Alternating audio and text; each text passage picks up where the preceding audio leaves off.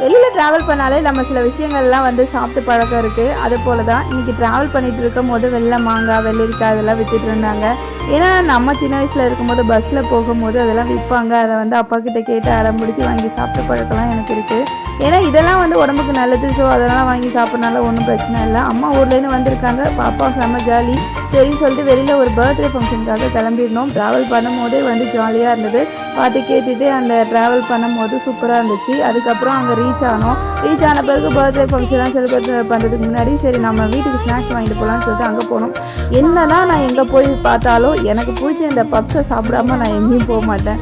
ஏன்னா வந்து அது எனக்கு கொஞ்சம் ஃபேவரட்னு சொல்லலாம். அப்புறம் வீட்டில் பிரியாணி போட்டிருந்தாங்க. கடைசியாக ஒரு ஐஸ்கிரீம் டச்சப் லாஸ்ட்டாக முடிச்சாச்சு. இதெல்லாம் சாப்பிட்டு முடிச்சு கொஞ்ச நேரம் ரெஸ்ட் எடுக்க நேரத்தில் பார்த்தா சோன மழை, கிளம்ப முடியல. சரி மழையெல்லாம் நின்ன பிறகு கிளம்பலான்னு பார்த்தா நைட் ஆயிடுச்சு. அதுக்கப்புறம் நைட் அங்கேருந்து கிளம்பி வரும்போது பாப்பாவுக்கு பிடிச்ச பானிபூரியை சாப்பிட்டுட்டு ரிட்டர்ன் வந்தாச்சு. வீட்டில் பார்க்கலாம்.